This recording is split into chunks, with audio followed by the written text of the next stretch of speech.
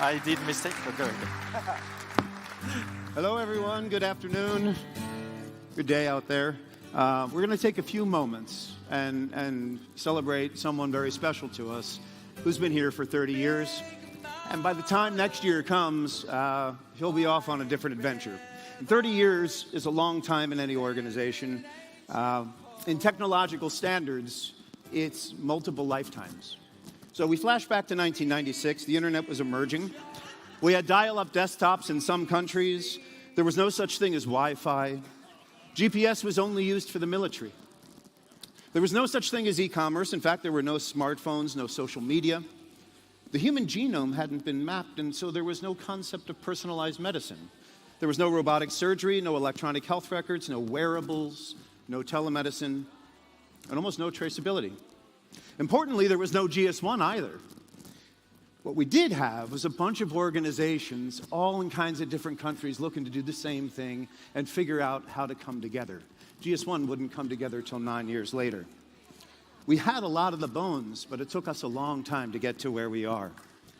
Since then, entire industries have digitalized. Supply chains have transformed, regulations have accelerated, and through it all, Nadia's been one of those people to help ensure that GS1 has stayed grounded in real industry needs. Turns out that's not new. Many of you will know Nadi through our standards and architecture work, or perhaps through the work that he's been doing in public policy and regulation. Or maybe you know him from his time with Ulrika, when he opened some of the first stores in GS1 Healthcare. Or maybe you know him for his work in EC Global. He did that too. Or perhaps it was for his unbelievable passion for DataBar. But others of you know him as that voice in the room that just asked the question that stopped everyone, that made everybody think differently.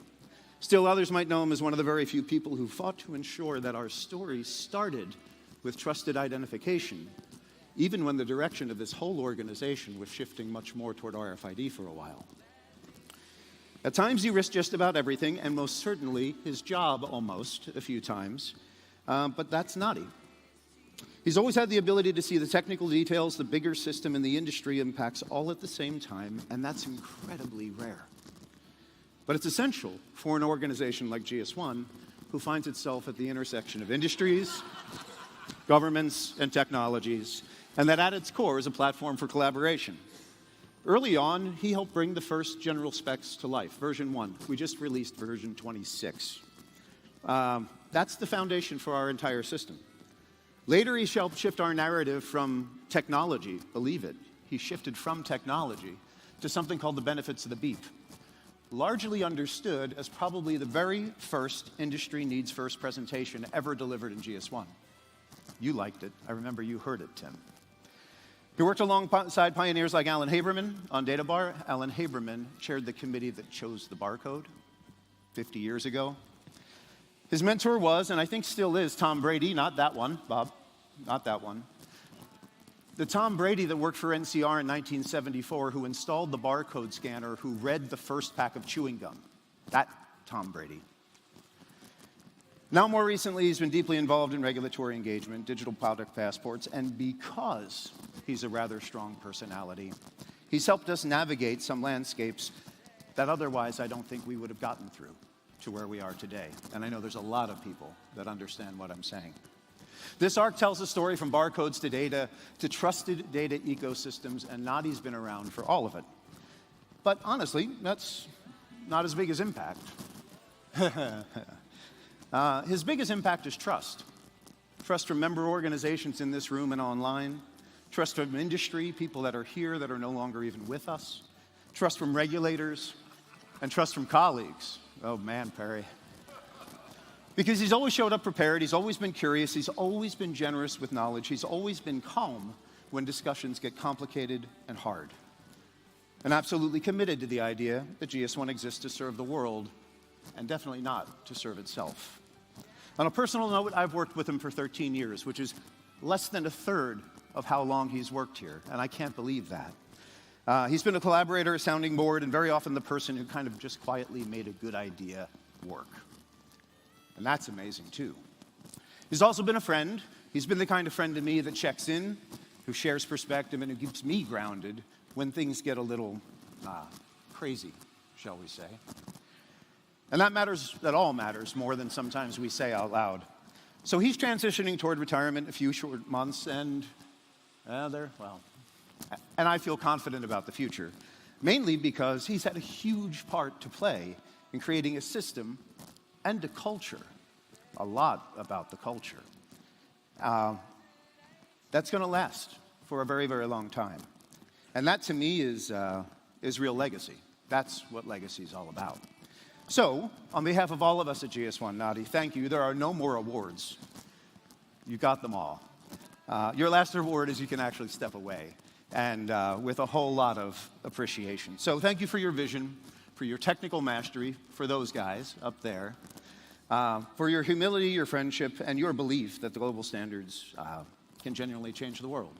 So just remember, you'll always have a family to come back to if you ever want to drop in. We'll be here. At least a lot of us will be here. So why don't you come on up here, and maybe you want to say a few words.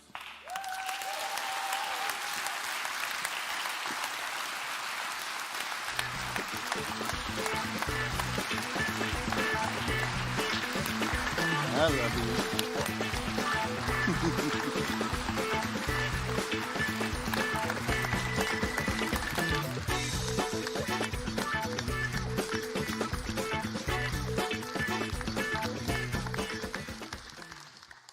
Thank you all.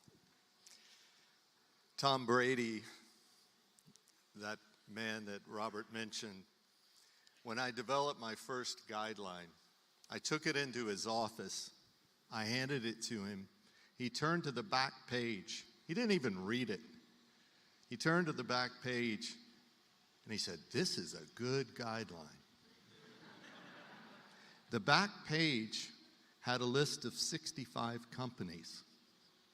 And for Tom Brady, he instilled in me, as everyone has instilled in you, that the key performance indicator of GS1 is how much support from industry we have for what we do. Alan Haberman, the founder of this company, the one CEO who organized the others to adopt G10 in 1971, he mentored me along with Maria, Tim, and Robert, so many others. And they helped me to be a much better man, along with every one of you and so many that are no longer in this room. My first global meeting was the joint UCC-EAN board meeting in 1997. That was the birth of where we are today. And now, some final words. I hope to pay the gift they gave me forward. Just as with our Earth, there are two poles within GS1, both important and both highly dependent upon each other.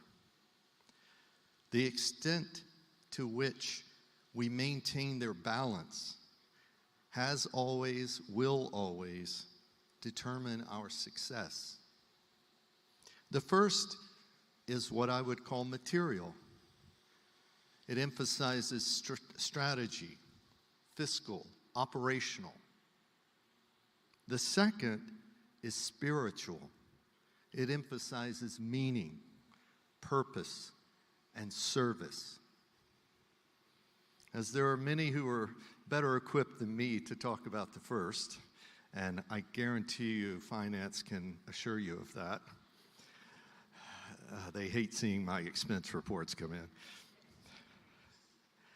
I would like to speak on behalf of the gifts the founders gave me about the spiritual. If there's anything you take away from my words, I hope it is this. As I want you all to go home to your families when we leave here, And I want you to pass this along to the new generations that come behind us, just as the founders passed it along to me.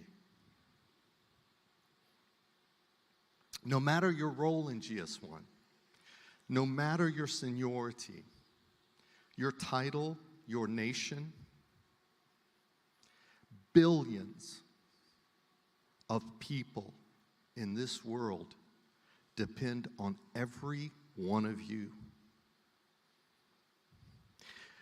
and the industry we serve to deliver more product variety, availability, affordability, and information to drive their decisions for their families. They depend on you to deliver fresher foods and less food and transportation waste.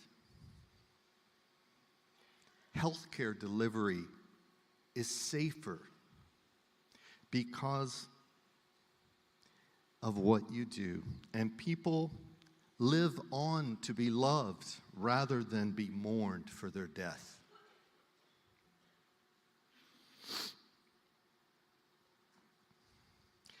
With your help, one final gift. More of the Earth's resources will be spared for generations like my little grandson up above, and those yet to be born.